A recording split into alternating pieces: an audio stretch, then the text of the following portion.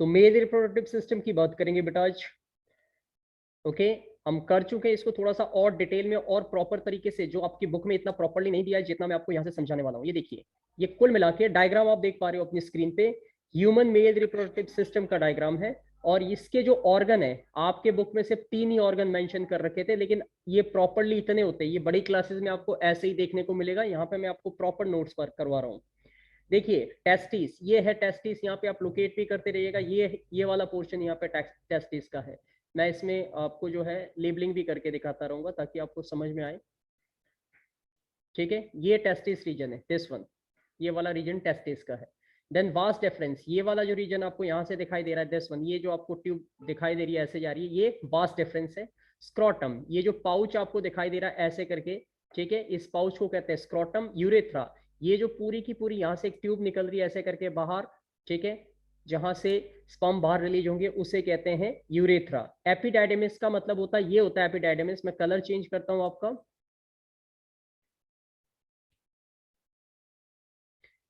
इसका colour change करता हूं मैं, थोड़ा सा एक सेकंड वेट कीजिए। ये वाली एपिडाइडेमिस है, दिस वन, दिस रीजन, ये एपिडाइडेमिस है। ध्यान दीजिएगा मेरी सारी बातों पे अब, ठीक है।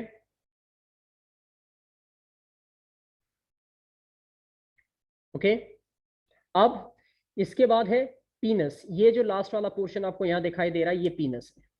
इसलिए सारी बातों को थोड़ा सा फोकस करके रखना है, सभी बच्चों को बड़े ध्यान से समझने की कोशिश करनी है ताकि आप इसे समझ पाओ। ठीक है, मैं इसको डिलीट कर यहाँ से अब इरेज कर देता हूँ। ठीक है, and get back to the point पे आ जाते हैं अब।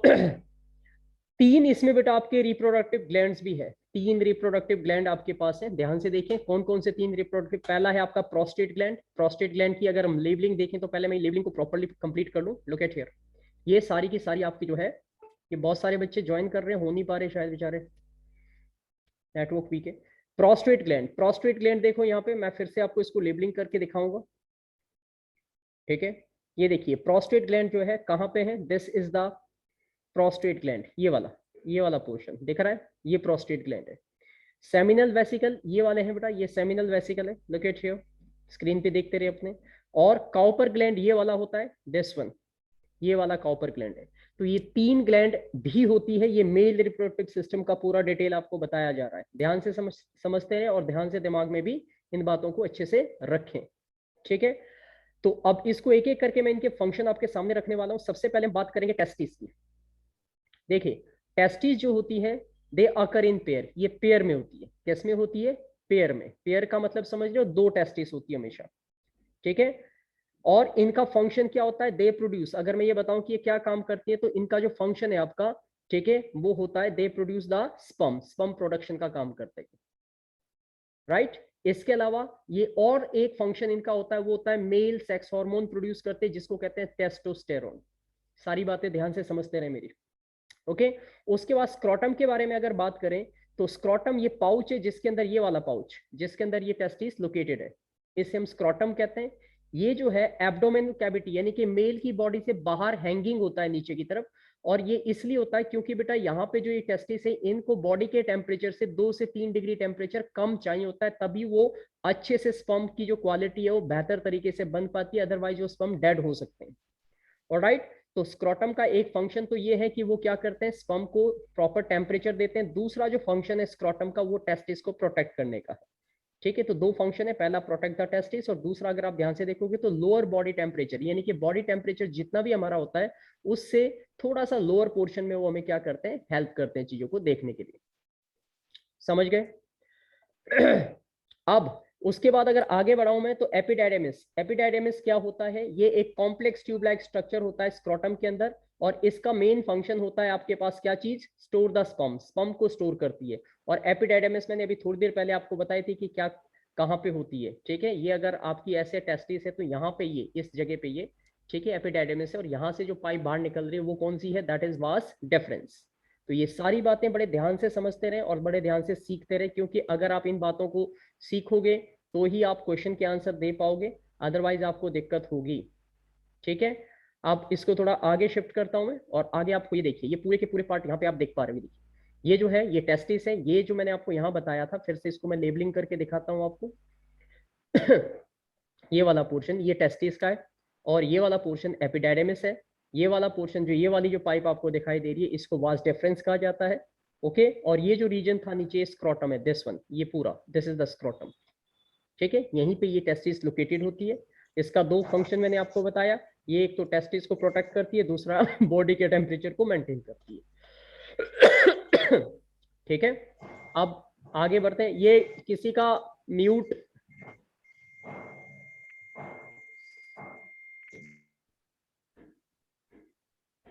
अपने म्यूट रखो, कोई भी आवाज नहीं चाहिए मुझे बेटा, ध्यान दीजिएगा इस बात पे। ठीक है, अब आगे देखते हैं।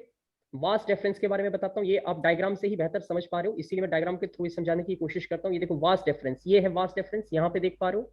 ठीक है, फिर से इसको जो है लेबल करके दिखाता हूँ। ये पूरा, ये देखिए दिस वन, ये पूरी जो पाइप आप देख पा रहे हो, this is known as the vas deferens. और इसका फंक्शन क्या है, ध्यान से देखिए, ये ट्यूब लाइक स्ट्रक्चर है, और ये एपिडाइडेमिस, ये वाला है एपिडाइडेमिस, वहां से कनेक्ट होके ऊपर की तरफ ये स्पर्म को रिलीज करती है, ताकि यूरेथ्रा के थ्रू वो बॉडी से बाहर निकाले जा सके। ऑलराइट, अब अगला जो टॉपिक हमारा है पीनस है। ये जो मस्कुलर रेड कलर का रीजन आपको दिखाई दे रहा है, इसे हम क्या कहते हैं, दिस इज कॉल्ड द पीनस, ये पीनस है। और पीनस का फंक्शन क्या होता है, ये एक मस्कुलर कॉपुलेटरी ऑर्गन है, इसी के थ्रू फीमेल की बॉडी में जो है वो स्पर्म रिलीज किए जाते हैं। एंड देन लास्ट आपके पास जो है वो यूरेथ्रा है। ये यूरेथ्रा यानी कि ये पाइप जो यहाँ से शुरू होती है, इसका कलर चेंज करता हूं मैं आपके लिए थोड़ा सा, ये ठीक है, यहाँ से जो शुरू हो रही है पूरी की पूरी अप टू हियर तक, इसको हम यूरेथ्रा कहते हैं। ठीक है, एक मिनट होल्ड कीजिएगा। हाँ सर, आपका इंतजार कर रहे हैं, आ जाओ सर, मैं क्लास ले रहा हूँ, मैं थोड़ी देर में आता हूँ अभी। हाँ कोई नहीं, ठीक है sir, okay okay.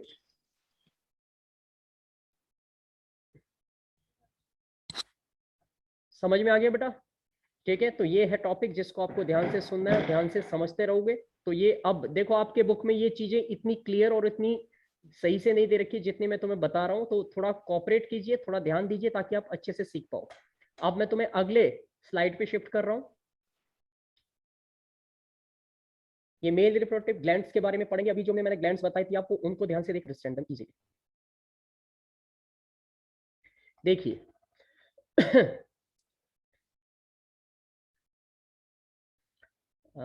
Colour change कर लेता हूँ थोड़ा सा, थोड़ा थोड़ा डिफरेंट कलर हो जाए। हाँ, सो देखिए, प्रोस्टेट ग्लैंड कहाँ पे है, ये देखिए, ये है प्रोस्टेट ग्लैंड। यहाँ पे मैं लेबल करता रहूंगा, समझते रहिएगा। यहाँ पे ये फ्रंट व्यू दिखा रखा है मेल रिप्रोडक्टिव सिस्टम का, और ये जो है वो प्रोस्टेट ग्लैंड है। गॉट इट, इसको प्रोस्टेट ग्लैंड कहते हैं। उसके बाद इसका फंक्शन क्या है, ये एक मिल्की फ्लूइड स्क्रीट करती है, जो कि स्पर्म के साथ मूव मिलने के बाद उसको, ठीक है, मोबिलिटी देता है, यानी कि स्पर्म उसी की मदद से आगे मूव कर पाते हैं। एक, उसके बाद दूसरी जो आपकी ग्लैंड है बेटा, उसको कहते हैं सेमिनल वेसिकल। ये है सेमिनल वेसिकल, यहाँ पे लेबलिंग है, और यहाँ पे मैं इसको सर्कल कर रहा हूँ। ये सेमिनल वेसिकल है, दो होती है, एक इधर और एक इधर, दोनों, इनको सेमिनल वेसिकल कहते हैं। इसका फंक्शन क्या है, ये विस्कस यानी कि बिल्कुल गाढ़ा गाढ़ा एक फ्लूइड प्रोड्यूस करती है, जो कि स्पर्म को मोबिलिटी देते हैं, ताकि वो फीमेल की बॉडी में इजीली मूव कर पाए। और जो तीसरी ग्लैंड होती है उसको कहते हैं कॉपर ग्लैंड, और इसका फंक्शन होता है दे सिक्रीट द म्यूकस। ये एक खास तरीके का एक लुब्रिकेटिंग मटेरियल स्क्रीट करता है, जो कि फीमेल की बॉडी के अंदर जब पीनस एंटर करेगा तो उस टाइम पे वो फ्रिक्शनलेस और इजीली स्पर्म आगे पहुंच सके। तो ये ओवरऑल जो मैंने आपको बातें बताई, ये सारी की सारी मेल रिप्रोडक्टिव से जुड़ी हुई चीजें थी। ठीक है, आई होप आप इस समझ पा रहे होंगे, देख पा रहे होंगे। ये वीडियो आपके लिए जो है आपकी यूट्यूब पे भी शिफ्ट हो जाएगा, तो वहां से भी आप इसको दोबारा देख सकते हो बड़े आराम से। ठीक है, मैंने पहले दो वीडियो, जो पहले कल का वीडियो मैंने डाल दिया है ऑलरेडी, वो आपको मिल जाएगा, आपके ग्रुप पे जा चुका होगा। ठीक है, तो ये बातें मिलके, ये सब चीजें मिलके क्या बनाती है, सेमिनल प्लाज्मा बनाती है, जिसको हम सेमन भी कहते हैं। तो ये सारी बातें आपको बड़े ध्यान से समझनी है, बड़े ध्यान से सीखनी है, क्योंकि ये चैप्टर आपको 10th में भी बड़ा काम आएगा, अगर आप थोड़ा सा ध्यान दोगे तो आएगा, तब अगर ध्यान दोगे तो, नहीं दोगे तो फिर नहीं आएगा बेटा, फिर कोई ऑप्शन नहीं है। अब मैं अगले उस पर शिफ्ट, ठीक है। देखिए, तो हमने पढ़ा था, ये देखिए, मैं फिर से इसको जो है लेबल करके समझाने की कोशिश करूंगा। ये टेस्टिस है, this is the testis. Testis में ये वाली जगह है, ये है टेस्टिस नंबर 1 पे। यहाँ से स्पर्म बन रहे हैं, यहाँ से वो कहाँ जा रहे हैं, यहाँ से जा रहे हैं वो एपिडाइडेमिस में। ये एपिडाइडेमिस है, यानी कि यहाँ से शिप बन के और यहाँ पे स्टोर हो रहे हैं, इस जगह पे, इस रीजन में। वहां से फिर कहाँ जा रहे हो, वास्ट डिफरेंस। ये वास्ट डिफरेंस यहाँ से आगे कनेक्ट हो रही है पाइप ऐसे करके, इसके थ्रू एंट्री करेंगे तो ये वास्ट डिफरेंस है, ये ट्यूब है। उसके बाद आगे यहाँ पे ये सेमिनल वेसिकल इसमें कनेक्ट हो रहा है। सेमिनल वेसिकल जो है, जो कि ग्लैंड है, वो इसमें क्या दे रहा है, एक फ्लूइड ऐड कर रहा है, जिससे जो स्पर्म है वो इजीली मूव करेंगे फ्लूइड के साथ। फिर वो उसके बाद कहाँ जाएंगे, एजैकुलेटरी डक्ट। ये एजैकुलेटरी डक्ट है जो यहाँ से कनेक्ट हो रही है और बाहर निकाल रही है स्पर्म को यहाँ से ऐसे करके, ठीक है। और उसके बाद प्रोस्टेट ग्लैंड से जो है लुब्रिकेटिंग मटेरियल इसमें ऐड होगा। प्रोस्टेट ग्लैंड आपके पास यहाँ पे ये 3 ग्लैंड दे रखे हैं इकट्ठी, आप देख सकते हो। और फिर यूरेथ्रा, ये जो पाइपलाइन आपको यहाँ से दिख रही है ऐसे करके जो एग्जिट कर रही है, इसे हम कहते हैं यूरेथ्रा। मैं इसका कलर चेंज कर देता हूँ ताकि आपको थोड़ा समझ में आए, ठीक है। ये यूरेथ्रा है, ये वाला रीजन, ठीक है। तो इस तरीके से स्पर्म जो है वो मेल की बॉडी में बनते हैं, बाहर निकलते हैं और फीमेल की बॉडी तक पहुंचते हैं, ठीक है। समझ में आ रहा होगा सभी बच्चों को? यस सर, लुब्रिकेटिंग मीन क्या होता है? लुब्रिकेटिंग का मतलब होता है जो फ्रिक्शन को कम करे। जैसे ऑयल हम लगाते हैं तो लुब्रिकेशन का काम करता है ना बेटा, जिससे फ्रिक्शन ना हो, ठीक है, उसको lubricating okay material. Sir. Okay, अब ये सारी इसकी फंक्शनिंग बता रखी है हमने, पढ़ी है, उसी को थोड़ा डायग्रामेटिक सेंस में आप अच्छे से समझ पाओगे। अब अगला जो टॉपिक हमारा बचता है वो बचता है, ठीक है, स्ट्रक्चर ऑफ द स्पर्म। ये है मेल गैमेट, इसका डायग्राम है, और ये डायग्राम आपकी बुक में भी दिया हुआ और ये आपके एग्जाम में भी आएगा, क्योंकि बहुत इंपॉर्टेंट डायग्राम है, इसलिए सभी बच्चों को इसे समझना है। तो अगर आप ध्यान से देखें तो इसको मैं लेबल करके आपको समझाने की कोशिश करूंगा, ठीक है। ध्यान से देखिए, ये पोर्शन जो है, ये न्यूक्लियस है इसका, सेल का न्यूक्लियस है, यहीं पे डीएनए है। क्या है यहाँ पे, डी एन और ए, डीऑक्सीराइबोन्यूक्लिक एसिड, ये मौजूद है यहाँ पे। और ये वो डीएनए है जो जेनेटिक मटेरियल होता है, जो मेल से, ठीक है, निकल के फीमेल के एग के साथ फर्टिलाइज करेगा, और फिर दोनों डीएनए मिलके एक नया डीएनए बनाएंगे, जिससे जायगोट बनेगा, और वही जायगोट एक नई सेल बनाएगा, एक नया एनिमल बनाएगा। इसके 3 पार्ट होते हैं, ध्यान से देखिएगा। एक पार्ट ये वाला है, इसे हम हेड कहते हैं, ये वाला, ये हेड है, ठीक है। ये वाला जो रीजन आपको दिखाई दे रहा है, दिस वन, इसे हम नेक कहते हैं, लेबलिंग भी आप देख सकते हो, ठीक है। और ये जो नीचे वाला पोर्शन आपको दिखाई दे रहा है, इसे मिडिल पीस कहते हैं। यहाँ पे माइटोकॉन्ड्रिया है बहुत सारे, जो एनर्जी दे रहा है ताकि ये जो स्पर्म है वो आगे मूव करता रहे। और लास्ट पार्ट इसका ये होता है, ये टेल है पूरे का पूरा जो आप देख पा रहे हो, ये टेल रीजन है। और टेल का फंक्शन क्या होता है, टेल जो है वो क्या प्रोवाइड करती है, मूवमेंट प्रोवाइड करती है, यानी कि स्पर्म को मूव करना है तो टेल की मदद से वो आगे फ्लॉट कर सकता है। ओके, तो ये था आपका स्पर्म का पूरा स्ट्रक्चर डायग्राम के साथ और इसकी डिटेलिंग के साथ। ओके, तो अब इसके बाद अगली स्लाइड पे लेके जा, ठीक है, बता दिया था मैंने। तो फीमेल रिप्रोडक्टिव सिस्टम का एक तो डायग्राम है, सभी बच्चों को अपने कॉपी पे ड्रॉ करना होता है, पहले भी करवा रखा हूं, और अब यहाँ पे मैं इसको नोट्स के फॉर्म में समझा रहा हूँ कि ये कितने हैं। अब यहाँ पे ध्यान देने वाली बात है कि यहाँ पे कोई ग्लैंड्स नहीं होती फीमेल में, ठीक है, वो सिर्फ मेल में थी 3 ग्लैंड्स, फीमेल में सिर्फ यही है। अगर अब यहाँ पे देखिए तो यहाँ पे इसको भी मैं लेबल करके आपको समझाने की कोशिश करूंगा।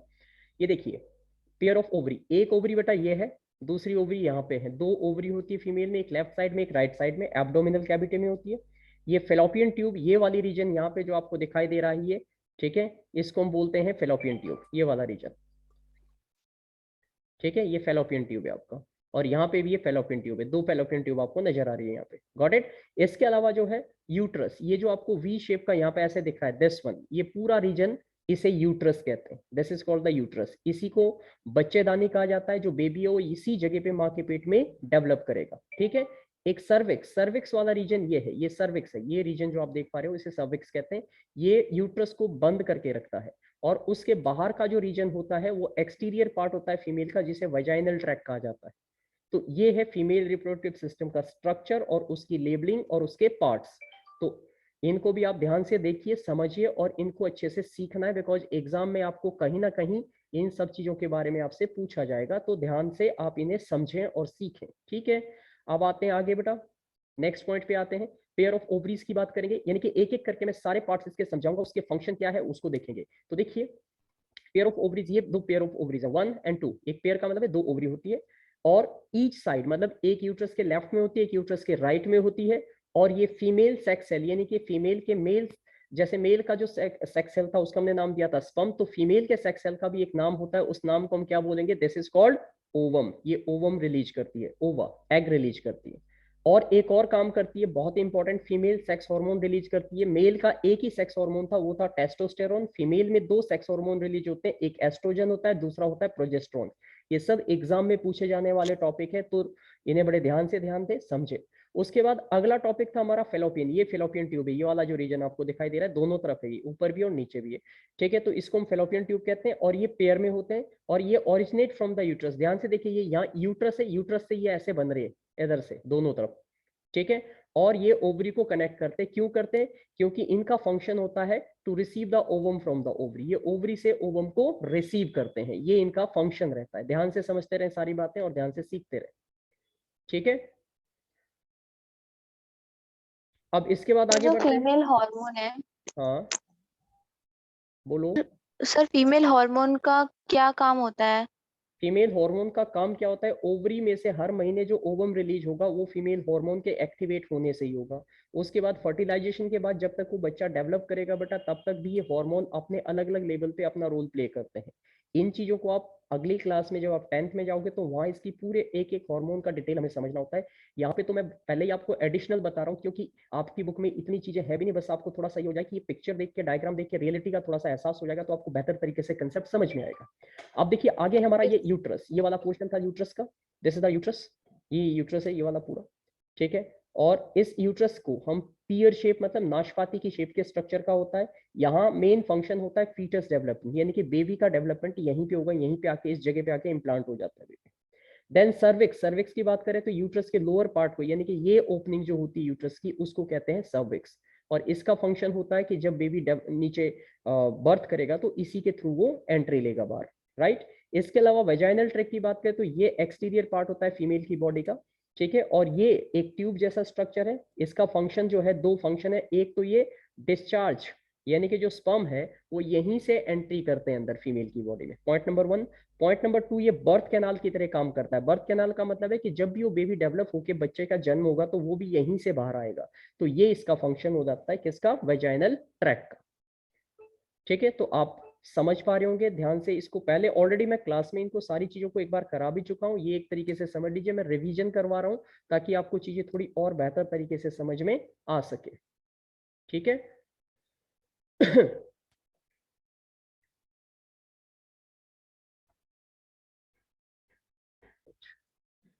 How are the female sex cell, कैसे बनती है? तो फीमेल सेक्स सेल जो है ओवा या ओवम, ओवम सिंगुलर होता है, ओवा का मतलब होता है प्लूरल, यानी कि मैनी। तो ओवा जो है they are produced in the ovary, हम इनको कह सकते हैं कि ओवरी में प्रोड्यूस होते हैं ओवा। ध्यान दीजिएगा मेरी सारी बातों पे, ठीक है, ताकि आप ध्यान से समझ सको और रिवाइज कर सको। ये वीडियो मैं आपके अपलोड कर दूंगा यूट्यूब पे, वहां से लिंक भी मिल जाएगा आपको, तो because this is really important for it. चलिए, तो फीमेल सेक्स का नाम क्या होगा? Female sex cells are known as the ovum. Ova जो है they are produced in the ovary. ये बात आपको ध्यान से समझनी है, कहाँ प्रोड्यूस होते हैं? ओवरी में प्रोड्यूस होते हैं, ओवरी में प्रोड्यूस होते हैं ओवा, ठीक है। एंड एक ये डेफिनेशन जो आपको मैंने पहले भी कराई थी, बड़ी इंपॉर्टेंट है, दैट इज द ओव्यूलेशन। तो रिलीज ऑफ, यानी कि यहाँ से ओवा या ओवम का रिलीज होके यहाँ फेलोपियन ट्यूब में जाना, दिस इज कॉल्ड ओव्यूलेशन। तो release of ovum from ovary is called ovulation. तो ये बात सभी बच्चों को ध्यान से सुननी है, समझनी है और काम आएगी ये तुम्हारे, क्योंकि एग्जाम में क्वेश्चन में जब पूछेंगे तो आपको पता होगा, तो you will be able to answer your questions. अब अगर आप ध्यान से देखो तो ये अलग अलग टाइप के एनिमल्स दिखा रखे हैं और ये इनके एग का साइज दिखा रखा है, अगर आप ध्यान से देख पा रहे हो। तो ये जो फ्रॉग है और फिश है, इनका जो एग का साइज होता है वो लगभग कितना होता है? ठीक है, वो होता है लगभग 1 नैनोमीटर के आसपास, 1 नैनोमीटर के आसपास होता है, ठीक है। और ये सबसे बड़ा जो साइज है वो यहाँ पे देखिए ऑस्ट्रिच एग का होता है, जो 15 टू 17 सेंटीमीटर के साइज का होता है। ये जो है ऑस्ट्रिच है, ये इसका एग दिखा रखा है। ये हैन है और हैन का जो एग होता है वो 50 mm यानी कि 5 सेंटीमीटर के आसपास का साइज का होता है। और ह्यूमन का देखें तो 0.212 नैनोमीटर का होता है, जो कि बहुत ही छोटा होता है, माइन्यूट सा होता है, देख पाना भी संभव नहीं होता है, ठीक है। तो ये था आपके पास कुछ इंपॉर्टेंट बातें इसके हुए। तो आज के लिए बस इतना ही। अगले टॉपिक में हम इसके आगे की बात करेंगे अगली क्लास के अंदर। तो आज आपको बस इतना ही समझना है, ध्यान देना इन चीजों पे। स्क्रीन को मैं अब शेयर से हटा रहा हूँ और अब जितने बच्चे अवेलेबल हैं, मुझे उनकी स्क्रीन सामने दिख रही है कि कितने बच्चे आज प्रेजेंट है। तो इन सभी को अपना अटेंडेंस भेजना है और जो एब्सेंट है वो मैं क्लास टीचर को बता दूंगा, उनके पेरेंट्स से बात करेंगे, ठीक है। ये युग, प्रीतम, वैष्णवी, ठीक है, अनुज, ये बहुत सारे बच्चे कैमरे ऑफ करके बैठे हैं। तो बेटा तुम्हारी एब्सेंट तो मुझे वैसे भी लगा देनी चाहिए डायरेक्टली। प्रीतम जी खोल दीजिए कैमरा अपना, क्योंकि अभी भी रिकॉर्डिंग